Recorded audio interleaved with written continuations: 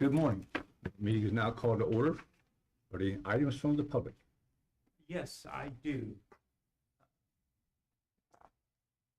On the 30th, I'm sorry, it is the 20th of September, there will be a march here in Martinsburg. It will be a march for awareness of addiction in our community. The last time I headed this up, we only had about 100 people. But it's my goal that we have 500 people that will be marching in the streets and at different locations in this community. There will be testimonies how addiction has torn families apart. And so I invite this county commission to join in the community. I will give you an update on the date to make sure that I'm speaking of the correct date. But it will start at Martin Luther King Park and then go to the men's mission and down to the Brown's Funeral Home and make a circle. So again, I invite you to participate. Thank you. Thank you. Are there any other items from the public? Good morning. Thank you for your prayer. I needed that prayer this morning. This is my first time addressing a county commission. My name is Lisa Cathro. I thank you for allowing me to be here this morning. I'm a community member. I'm a teacher, public school teacher, and I'm a candidate for West Virginia House of Delegates. I have spent the last 25 years closely following immigration law because I have immigrant family members who are directly impacted by those laws. Additionally, I have 3 Mexican-American U.S. citizen children who are afraid they will be targeted by local law enforcement for the color of their skin and their last name. When we lived in Northern Virginia, local law enforcement focused on solving and prosecuting actual crimes, murder, theft, rape, drug dealing, child abuse. When it was an immigrant that committed those crimes, they would check the legal status, and ICE was notified if they were undocumented so they could be deported.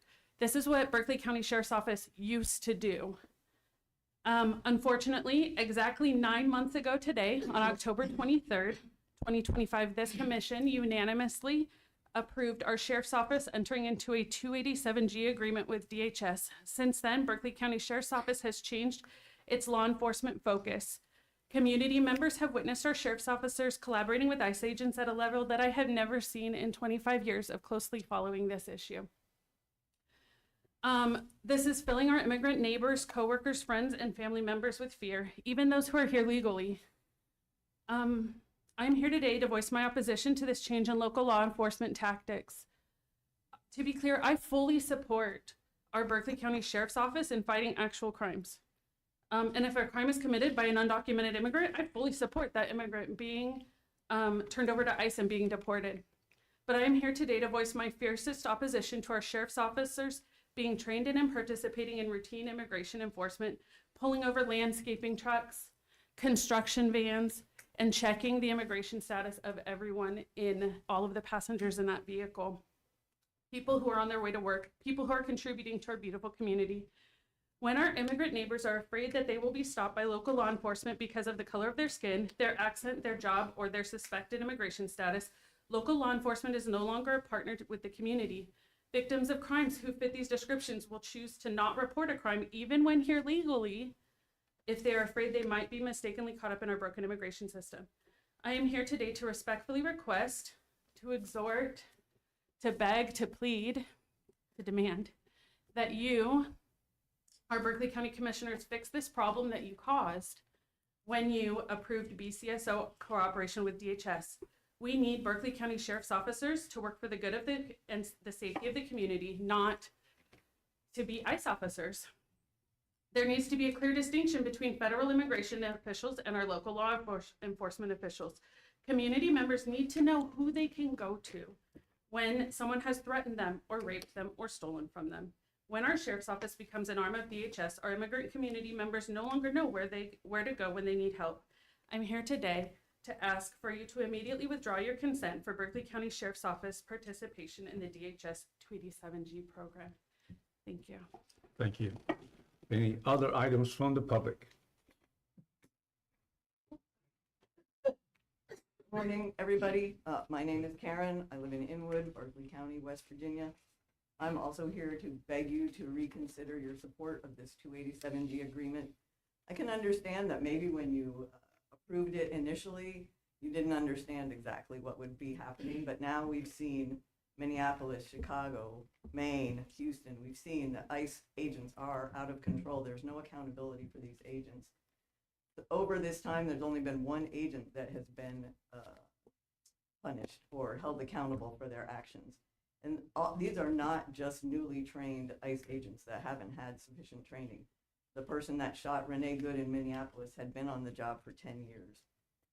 We also saw the failure of ICE background checks in the murder of Juan Guerrero in Biddeford, Maine, where the person has a history of violence and domestic abuse, and who went to his girlfriend and begged his girlfriend to lie, his ex-girlfriend to lie for him and say that he had good character when we knew that he did not.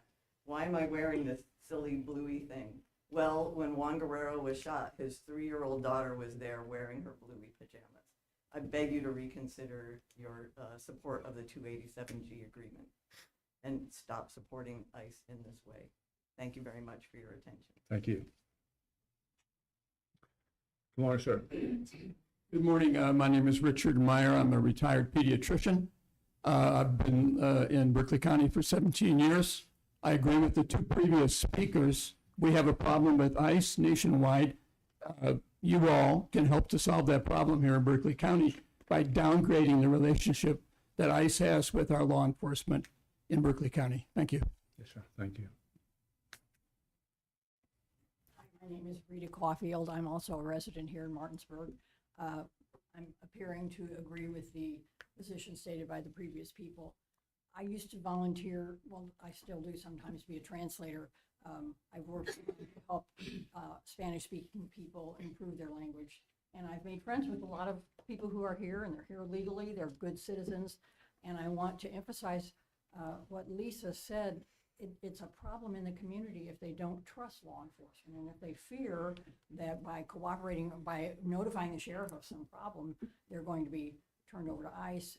Our communities are not going to be as safe. And so I also ask you to reconsider the implementation of that policy. Thank you. Thank you. Thank you. Good morning. I'm Elizabeth Sanchez. I'm a teacher here in Berkeley County Schools. I'm going into my 21st year. I teach at Martinsburg High School. And this past school year, I had students who missed a lot of school because their parents were detained and deported.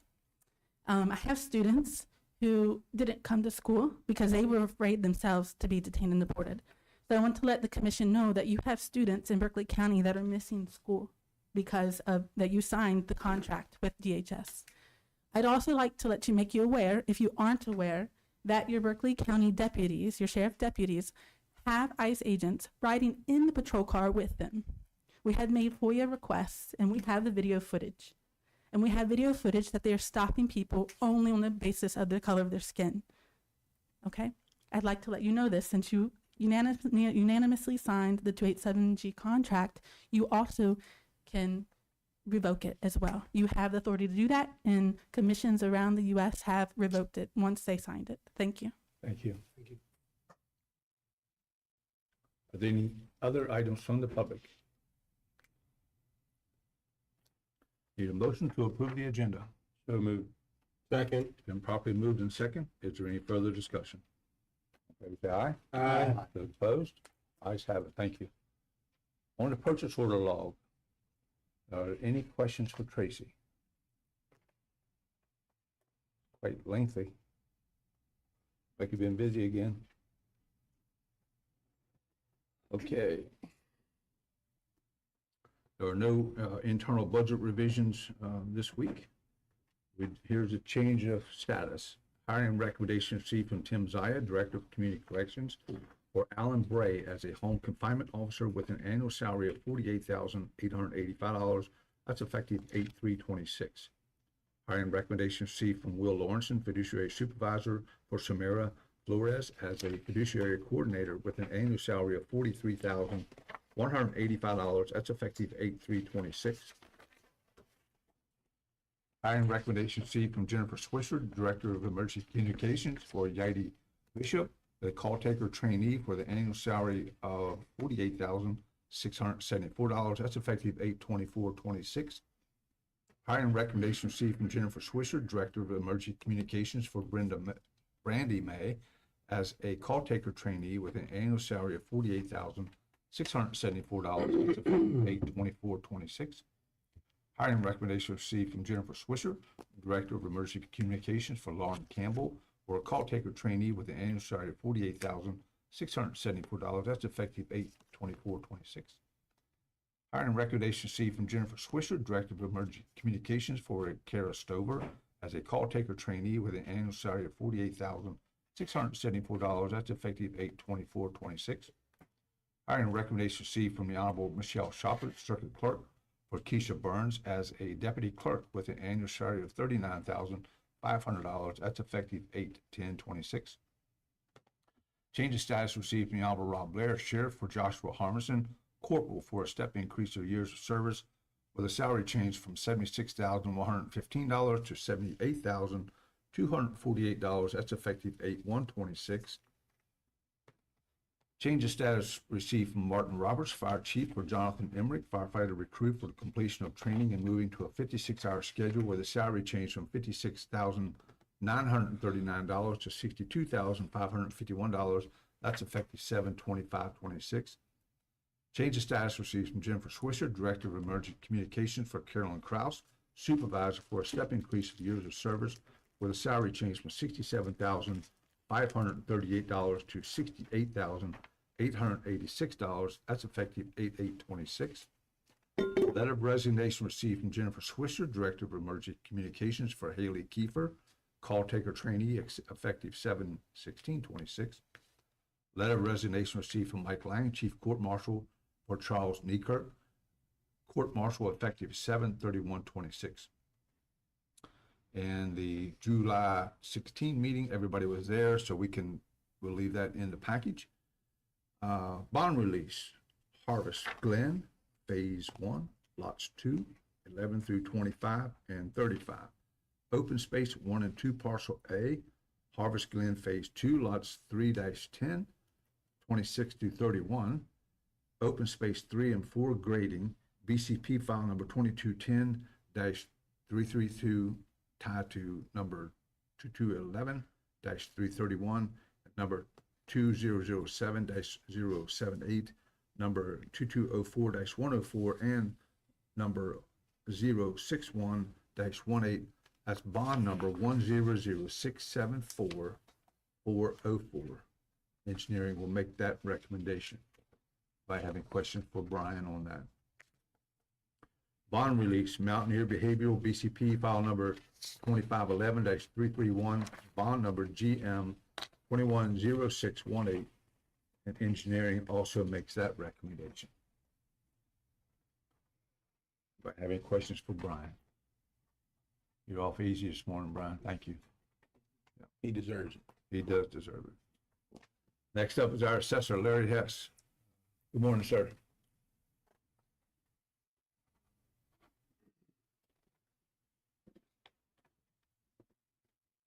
Good morning, everybody. For exonerations this week, I got a few. Yeah. This, from the time we roll over our system from year to year back in April, May, whatever, until the tax bills come out, we do a lot of proofing, and customers come in and we find mistakes. These are a compilation of compilation of those that's over the last few months. It's not something that just happened last week. So it's, that's why we got a few today. Yeah, okay. Any rate, personal property, first thing I have would be, personal property taxpayer error. And all these, I have a total of 9 of them, and they're all first offense. They've got to write off the vehicle, that type of thing.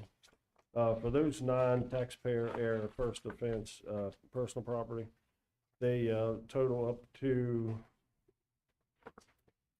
get the other page.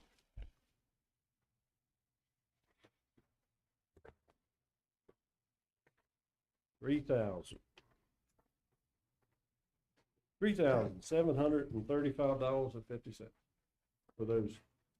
Very good. I need a motion to approve the 12 personal property tax exonerations as presented by the assessor. So moved, Mr. President. And they are first offense. Second. Been properly moved and second. Is there any further discussion? All in favor say aye. Aye. Those opposed? Ayes have it. Thank you. Thank you.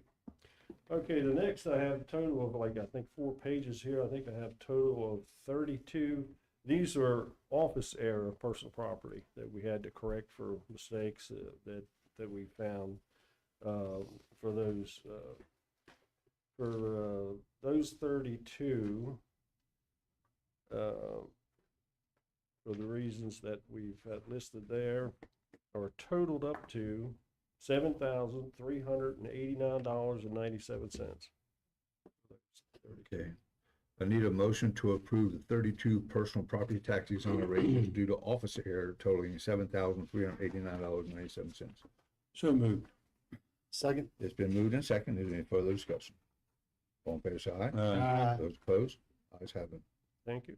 The only other thing I have today would be, I have 2 consolidations. First one would be for Sarah Reynolds. She has 2 parcels in the Martinsburg district, map 4, parcel 44 and 45. And she just wanted to put those together so she can get one tax bill. Want me to read the other one off at the same time? Yes, you will. We'll just do them both at the same time. Okay. The second one is for Curtis Everhart, had 2 parcels in the Arden district, map 10K and map 10P, parcel 83 and 33. Same thing there, they just wanted to get one tax bill, so we consolidated those together. Very good. Okay, I need a motion to approve the 2 applications for consolidation of property as presented by the assessor. So moved. A second. It's been moved and seconded. Any further discussion? All in favor say aye. Aye. Those opposed? Ayes have it. Thank you. So that's all I Very have. good. Thanks, Have sir. a good day. Thank you. Larry. Board meeting reports, Mr. Boyd. I did have a meeting this week. Thought I had 2, but one got moved to next week. But Main Street meeting this week. The new assistant Madison from Fairmont has taken her position there. So Robbie now has a new assistant since Raven has left. She came from Fairmont. They said they had over 70 applications. Wow. And she rose above all. So welcome Madison to Main Street. And numbers are way up from last year. Their percentages on events and things are doing great. They're well above budget. And, they have back to school bash coming up at the farmers market August 15th. It's on a Saturday. It started organization Friends of Main Street. They're now up to 145 participants in that program, and they are awarded $12,000 for new branding through ARC for Main Street America, and they're working to pick a firm to work on changing up the branding and more than just their logo, but there are several districts in downtown and just for Main Street in general, and they're trying to put a whole collage of everything together so it kind of all ties together and they have similar colors and looks and things across the board. So that's pretty much what's going on over there right now.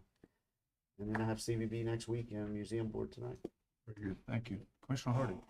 Planning Commission meeting Monday night, standard Planning Commission meeting. We have a few public hearings and some final plat determinations. It's really the only meetings I had this week. I did want to mention that I reached out to legislators from Lewis County and Upshur County, made contact with Robbie Martin, who's a legislator from Upshur County. I've reached out to Adam Burkhammer, who's a legislator from Lewis County, in regards to the just massive flooding that they had there during the rainstorms. Robbie told me he saw areas flood, and Robbie's lived there his entire life in the Buchanan area, saw areas flood that they've never seen flood before. So I did have a conversation with him this morning. He said the waters are just now starting to recede. They just can't, I think they just kind of came out of rescue mode.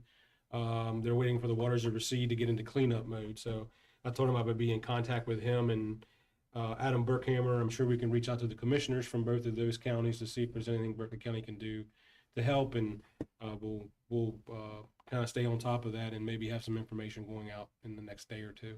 Very good. Thank you. Commissioner Whitaker. No meetings, I'm good. Very good. Commissioner Callett.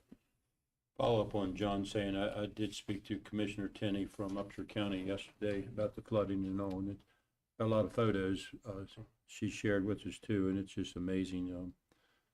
And Lewis County as well, and they were still in, trying to salvage people and save people. They had homes floating down the streams, whole houses. So it was really devastating. So our hearts and prayers go out.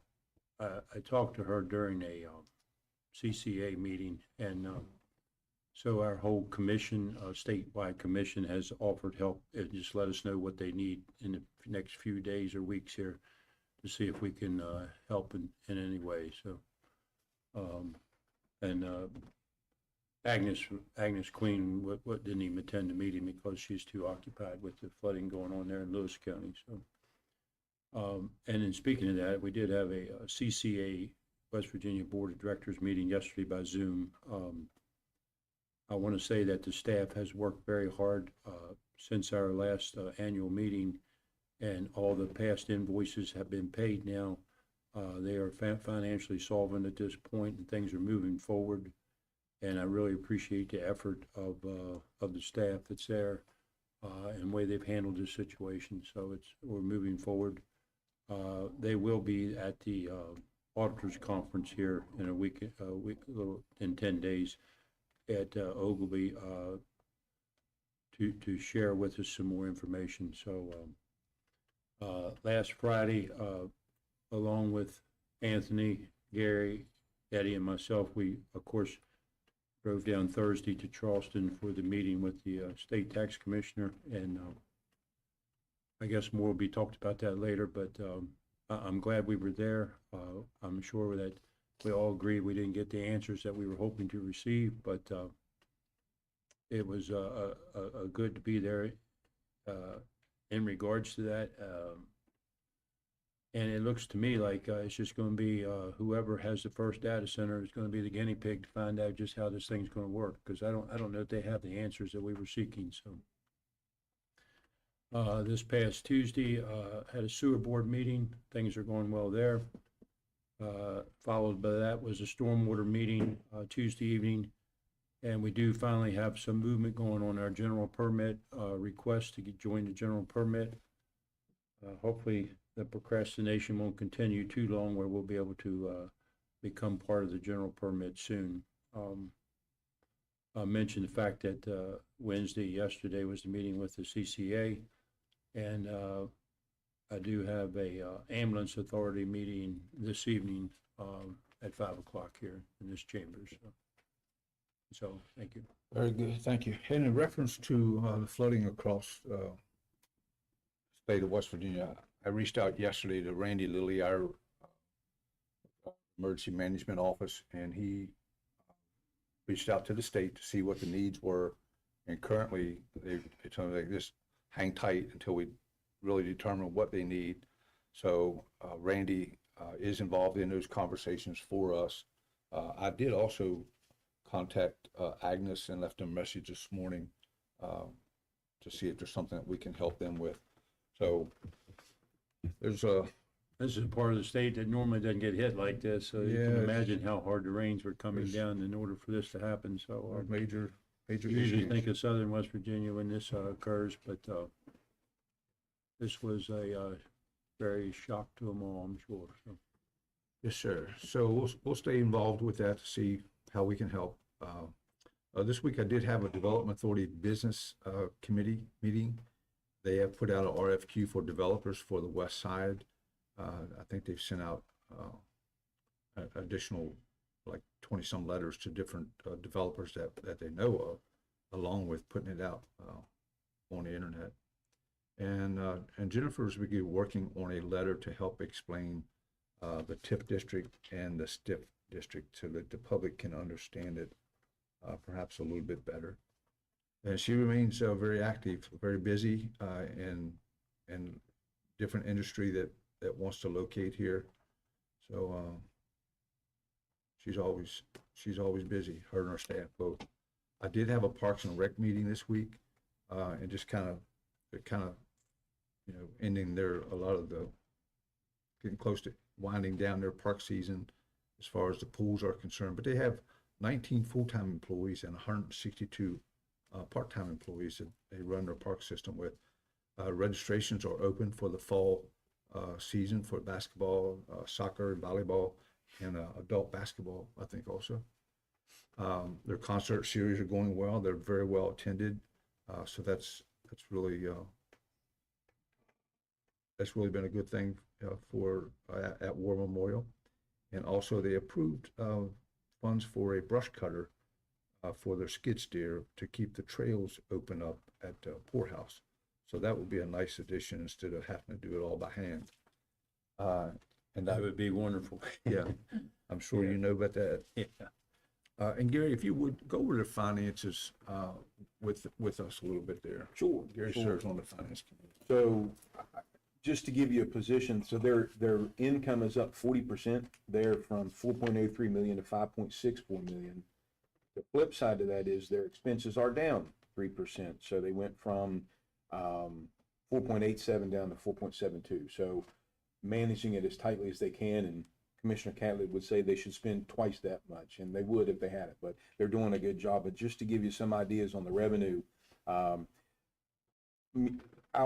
monies, the city's monies, went from up 127%. So they're at 2.58 million from the city, county, and then the small pieces they get from the school board out of the levy and others. Their facility revenue is up 13%. It's at 958,000. Their program revenue is up 13% to 800,000. And their special revenue, city, you heard they gave them some money for pool fixes. You gave some extra money. It was up 19%. So all in, they're operating about 5.64 million. So increase in revenue brought expenses down, but they do they're catching up on deferred maintenance. So they earmarked that, but they're taking their time spending it down. So all in all, working really hard.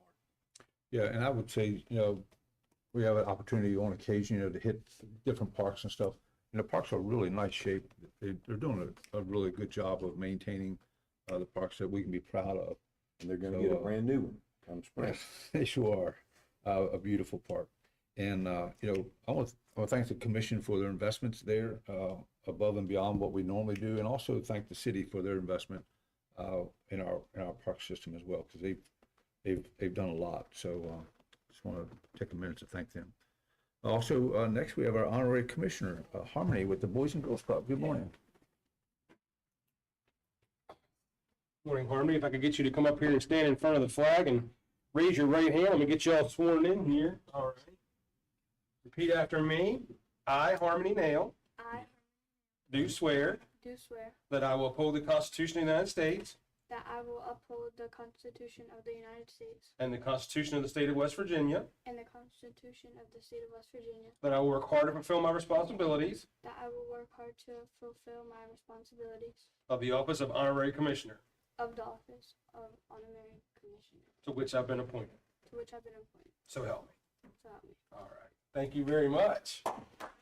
Here we got I want you to stay right here. We've got a little certificate here for you. And you come to us today from the Boys and Girls Club? Yeah. And what do you like to participate in at the Boys and Girls Club? The field trip. Everybody likes the field trips. There must be some pretty awesome field trips. Where all do you guys go? We go to like water parks and stuff. Tomorrow we're going to like an animal thing, Oh, cool. And where are you going today? to the Apollo Theater. Going to Apollo Theater. All right, that's awesome. That's cool. So the trips are what you like to do. Yeah. Where do you go to school? South Middle. South Middle, I got you. Oh, cool. Does anybody else have any questions for Harmony? So what are you gonna do at, the Apollo today? We're watching the Adam Sandler's play. Oh, good. Cool. Yeah. So how often do you get to go to the club? I go every day, like Do during you? the week, just not on weekends. So you're close, you live close by then? Yeah, like Yeah. 5 minutes. Yeah, good for you. Awesome. Good deal. Listen, I know you're on a timeline. You need to be somewhere else. So we're gonna take a quick minute, a couple minute of a break and get a picture with you so you can make your next appointment. All right? All right. Thank you for being here today. We're just gonna take a real quick break so that Harmony can keep up with her appointment.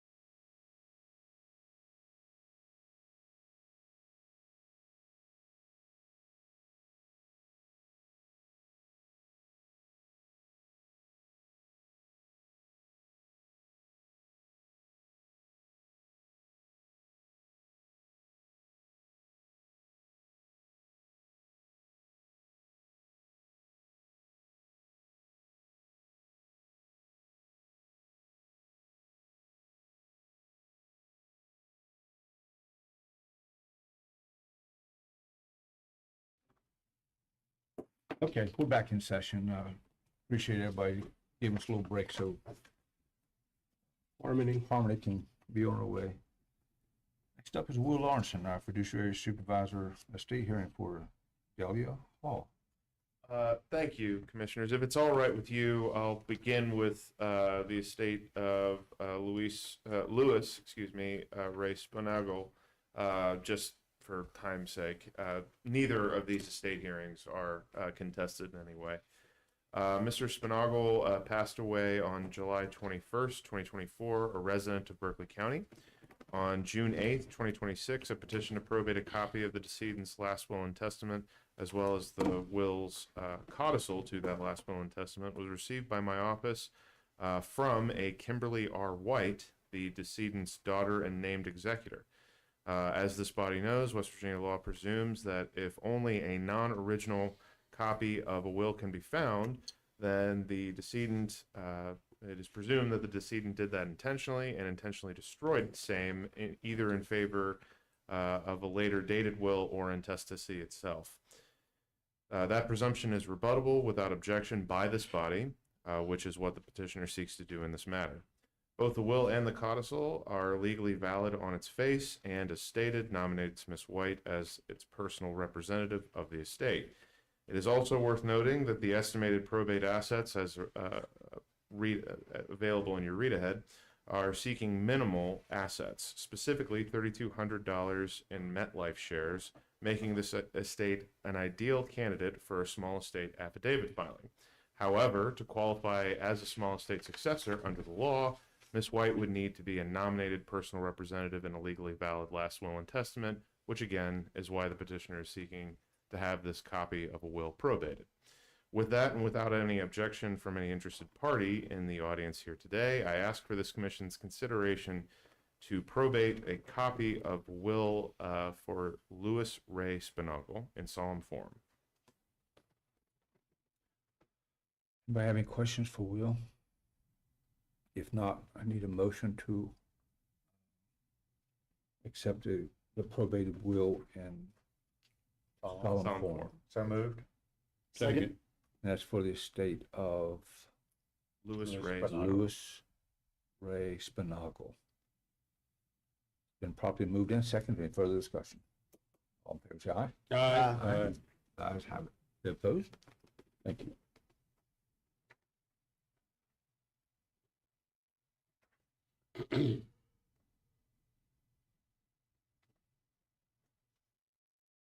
Thank you, Will. You. Next, we have the estate of Delia Hall. Ms. Hall passed away intestate, meaning without a will, on February 3rd, 2026, a resident of Berkeley County. On February 18th, 2026, Charnel Benjamin, Lawrence E. Johnson III, and Jasmine G. French all qualified as co-administrators, presumably to avoid a surety bond, since all three are the only residual heirs. And the law says if all three of them are personally representing the estate, there's no need for a bond. Everybody has to do everything.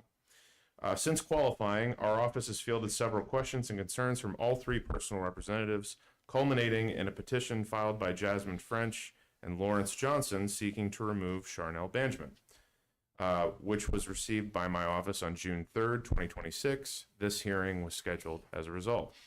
Since the petition's filing, Ms. Benjamin has hired the services of Mr. Joe Petrolo, a Morgantown-based attorney, who has also reached out to my office several times and filed a response to the petition at issue on behalf of Ms. Benjamin. That response is also in your read ahead.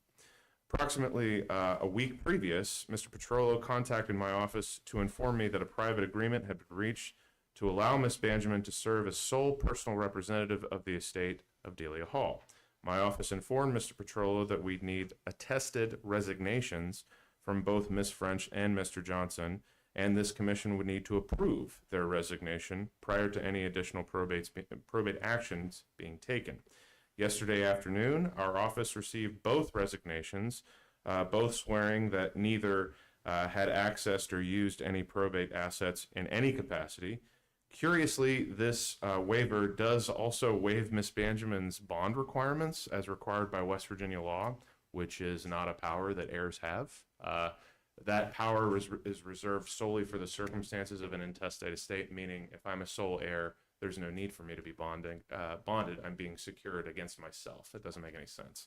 Absent that scenario, a decedent who writes a legally valid last will and testament can waive bond through that last will and testament. But the heirs at law can't come together and say, I don't think that person needs to be a bond. That's not allowable. So Ms. Benjamin, in any respect, will be bonded once she is the sole personal representative. As such, Ms. Benjamin will need to bond to serve as the sole administrator. With that, and without any objection from any interested party in the audience, I ask for this commission's consideration in allowing for the resignation of Jasmine G. French and Lawrence E. Johnson III as co-administrators for the estate of Delia Hall. Very good. You've heard the request. Any questions for Will? Do you need a motion? So moved. A second. It's been moved and second. Is there any further discussion? Favor say aye. Aye. Those opposed? Ayes have it. The specific facts and nature of this case requires me to actually work a little bit with this order language, so I'll have that for you either by the end of today or tomorrow morning. Very good. Thank you, Will. Thank you, Will. All right. Well, 1020 is not here yet.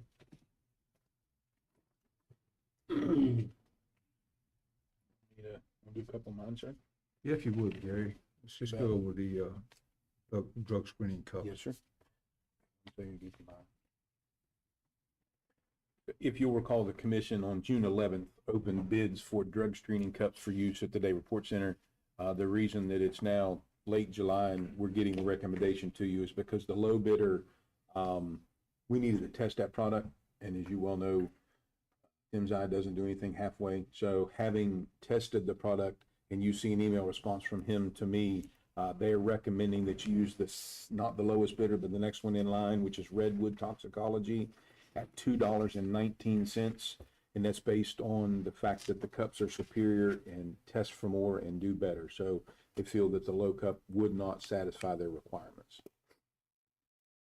Okay. Need a motion to approve the drug screening cups from Redwood Toxicology. So moved. Second. Moved and second. Any further discussion? All in favor say aye. Aye. Those opposed? Ayes have it. Go to the third one I have, which is the budget revision, state budget revision number 1 for General County. As you're aware, law requires that by the end of July, the county commission has to submit to the auditor's office identifying any funds over and above your projected unencumbered fund balance. You'll recall you projected $2,680,000 in unencumbered funds. You actually have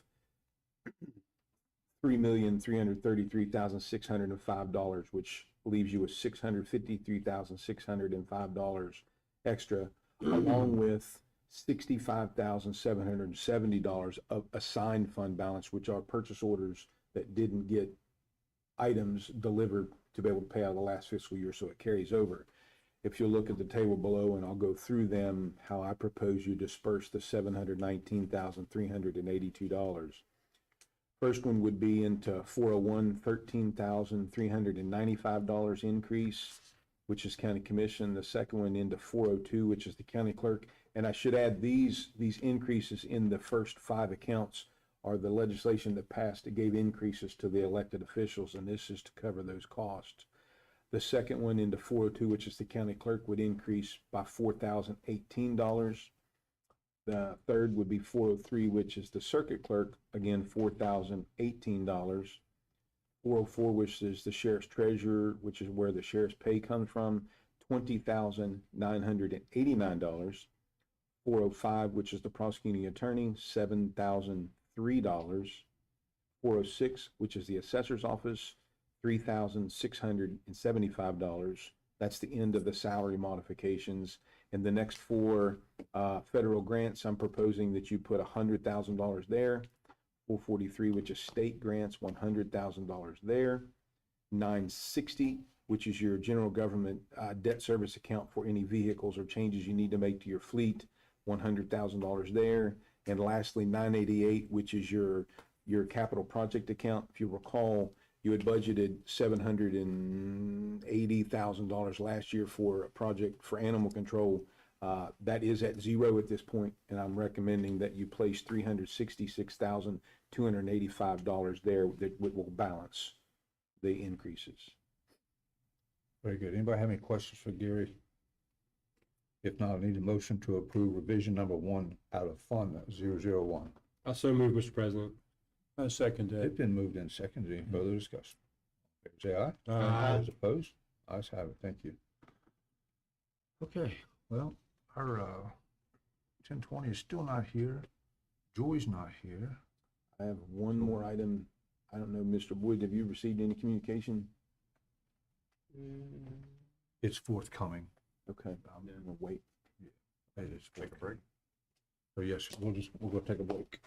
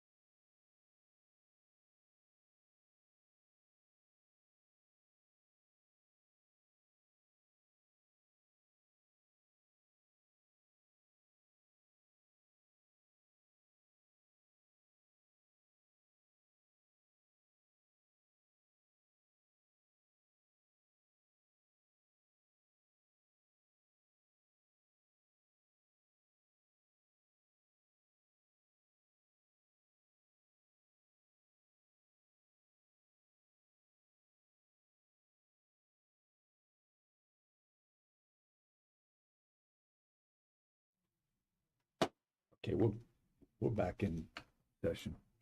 Next up is Nadine Kennedy, candidate for Berkeley County Parks Director.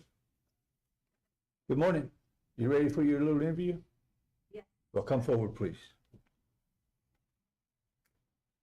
I know you've been a big supporter of the parks for a number of years now. So tell us a little bit about yourself, and then we'll just have maybe a few questions here or there. Absolutely. Go My from name is there. Nadine Kennedy. I'm a top producing realtor here in the Eastern Panhandle. I have been now in the top 4% of the Berkeley, Jefferson, Eastern Panhandle community in our real estate, serving for almost 4 years now. So I wish I could say the whole time. I currently serve on the Board of Advisors for Salvation Army, the board of the EPTA, the United Way Campaign Committee, and Boys and Girls Club Committee for the Cardi. Sorry, I always forget that one. So, So you're busy. yes, yes, You're yes. busy, and you're involved. Yeah, I think that's incredibly important for real estate professionals to be involved in their community. Yeah. Absolutely. Good. Mr. Boyd. Want to thank you for all these boards that you do sit on, and for your willingness to be on another. Just wondering, do you have any concerns with Parks and Recs, or the direction they're headed, or what drives you to be on this board? I don't, to answer the first part of that, I do not feel that I necessarily have concerns with Parks and Rec. Parks and Recs ties very much into the joy of our community, the life and health of our community. I'm very passionate about it. I think that I can bring a perspective of what what the residents, I'm consistently involved with the residents of the community, not just through boards and stuff, but just being involved with the residents of this community. I feel like I would have a unique perspective that could benefit them. But honestly, I would just be more eager to figure out what I could do, what they would need me to do to try to help that organization, if there is anything for me to do. Very good. Mr. Hardy. No, thank you for being here this morning. Thank you for your willingness. I know you're very involved in the community. Appreciate that. Community, I tell people you only get out of your community what you put into it. So if you don't put anything into it, don't expect anything out of it. So I appreciate you being here. I appreciate your willingness to want to serve on this board. And I don't have any questions for you. I know what a go-getter you are and how involved you are. And I know you're involved in a lot of different things. And sometimes that makes life very busy, but sometimes it makes life a lot of fun. You make a lot of great connections doing that. I tried to do that throughout my career, and you make a lot of great connections and meet a lot of nice people. So thank you for being here. Thank you, Commissioner Hardy. Very good. Commissioner Whitaker. Thanks for coming in and your willingness to serve, and we get to see each other every once in a while at EPTA on the Transit Authority. But yeah, your presence in this community is well founded, and I commend you for all that you do. I can't see why we really have a question and answer thing right now, because your stance proves yourself. So thank you. Thank you, Commissioner Whitaker. Okay. Commissioner Cabot. Would you agree that you can't spend too much money on Parks and Recreation? I knew that was coming. No, because seriously, any investment we make in our park system, and I think the commission has really done a wonderful job over the last several years now, made a commitment, and we're going to continue to do that, I'm sure. But in your business and selling homes to families that have children, is there anything that stands out other than their school system that is important to them? Is that? No, there's nothing more important than our schools, than setting aside the school system than our Parks and Recs. Absolutely nothing more important. Thank you for saying that. I agree. So, Yeah. But we're headed in the right direction. We got a long way to go, and we just appreciate the fact that you want to be a part of that. So thank you. Thank you, Commissioner Catlett. So being an independent business person as yourself, you understand finances. And that's really, this board is, a lot of financial decisions have to be made to guide the director of where our communities need to go and want to go. They got a lot of different programs. They're really active. There's I will certainly, you can't talk about parks without mentioning Steve Catlett. Built tremendous programs throughout this county, and they continue to grow. and they're thriving. So there are challenges that we have, and on occasion, there are tough decisions that need to be made. And do you feel you're situated to be able to make those decisions? I do. Yeah, I do feel like I'm uniquely competent to make that. I mean, even prior to real estate, I was a regional property manager. And one of the things that I had, one of my main job performances there was managing the budget for multiple different properties. And I think that with Parks and Rec, there may be some unique opportunities where we can find more money without necessarily, consistently, draining, if that makes sense. Yes, I do. Sorry, I'm always. Yeah, no, thank you. And as the rest of the commissioners have said, thank you for applying. I know that you've been very supportive of our Parks and Rec. You've came in before and spoke, in public session in support of them. So appreciate that, and we'll be in touch. Thank you so much. Yeah, thank you. Okay, we did have one other issue over on underneath of your discussion. Yes, sir. You have in front of you a letter from the CVB asking a process be initiated to remove a board member. I would offer that board member has been in contact with me and offered that his resignation from the board is forthcoming supposedly by now, but I don't have it. So if the commission so chooses, maybe table that item till next week. Mr. President, I move to table the item. Second. It's been motion and second to table the item for removal of the CVB member. Is there any further discussion on that? I'd just like to say there's no reason for us to move forward on this right now. This person is willing to resign from the board, and I think that's probably the best way for us to move forward if everyone is in agreement. Very good. Okay, all in favor say aye. Aye. Aye. Those opposed? Ayes have it. Thank you. Joy, are you ready to go? You and Mr. Petrucci?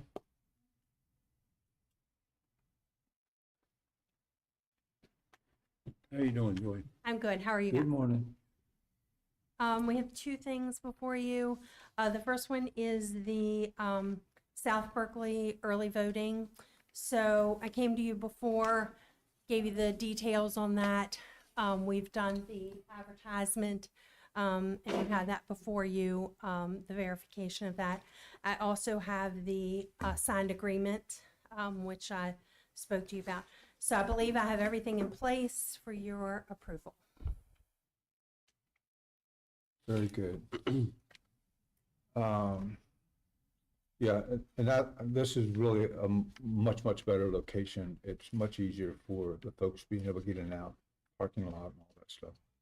So I need a motion to approve the relocation of the early voting to the main South Berkeley station at 7568 Winchester Avenue. I just had one quick question, Mr. President. You had talked about the last time that there was some security cameras that had to be. Mhm. Do you guys work that all out? It isn't completely worked out, but But that- Mr. Wine and I are totally in agreement that it can be done, Okay. and that we just need to put those things in We place. do it, we have done it before in this building where they vote the cameras. We just tell them not to look in that area and it's over. So it's very Okay, simple. just wanted to make sure it Yeah. was something that, for our voter security and people to feel like they're, and I think this is a much better place, process, and I'm happy that you guys went out and found this and was able to make the agreement. I just wanted to make sure that we were clear on that. Yes, sir. And once I have your all's approval, I'm going to go back out there and we're going to iron out those details, but I have no problem with it happening. I think that's easy. Okay, Joy, thank you. I'd be glad to make that motion, sir, that we approve the new early voting site at South Berkeley Fire Station. Yeah, I would second that. It's been moved and seconded. Any further discussion? All in favor say aye. Aye. Those opposed? Ayes have it. Thank you. Thank you for your work on that, Joy. Sure, and we're going to put a notice in the paper again that just says this has been approved now, just for transparency that, people are aware, because we put a notice in that it was proposed, but we'll put that out. That And you may even want to speak with South Berkeley again, because they have a very nice LED sign that maybe they could help you out there a little I bit. know that Randy Lilly always took out those portable signs. Maybe we won't need that. Maybe we can just use South Berkeley's, but I will check with them. Okay. The next thing before you is the emergency absentee voting policy. This is a policy that you've had in place before for elections.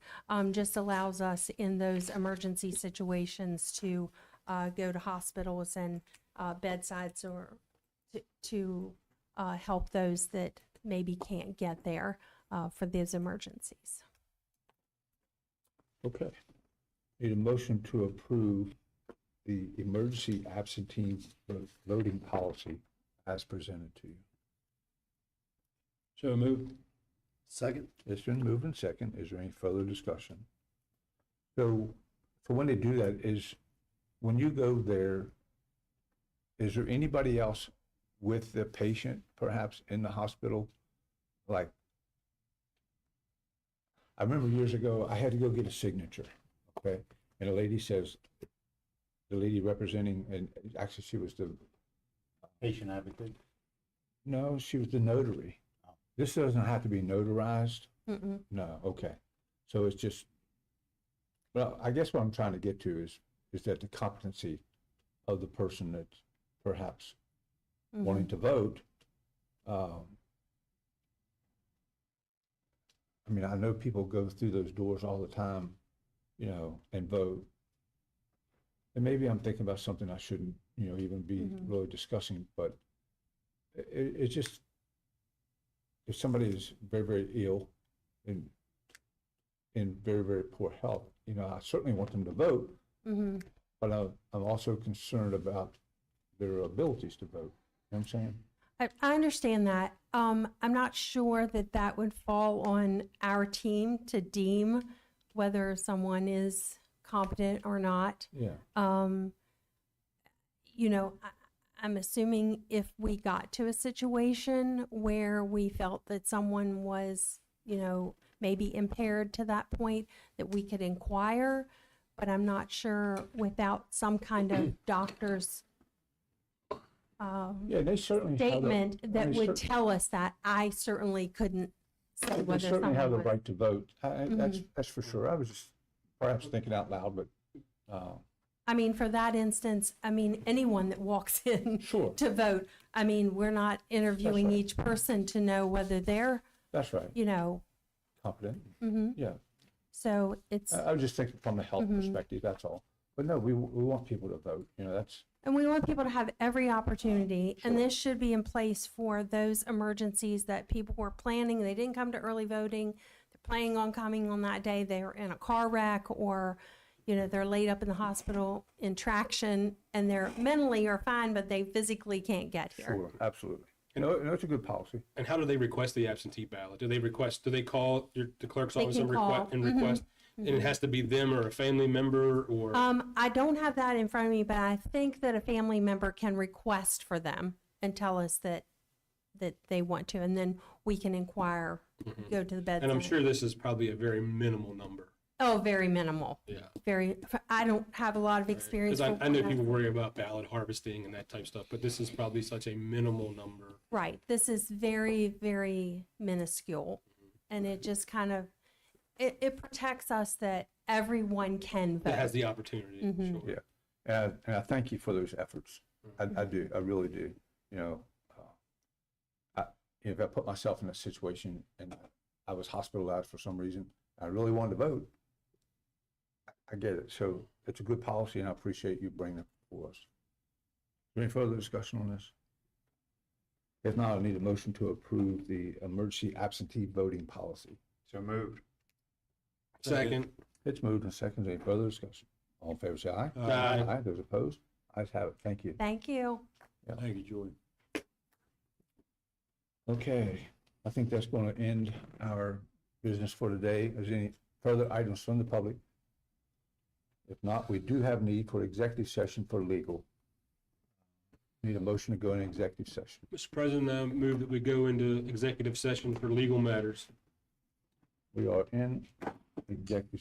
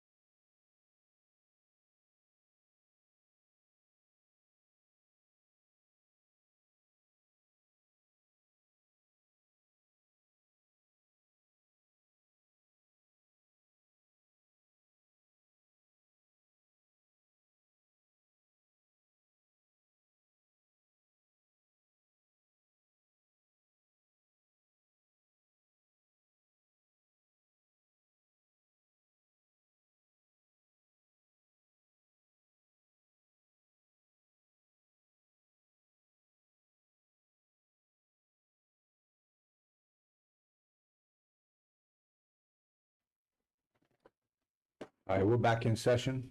There will be no action taken. Need a motion to recess. Mr. President, I move we recess. Thank you. We are in recess.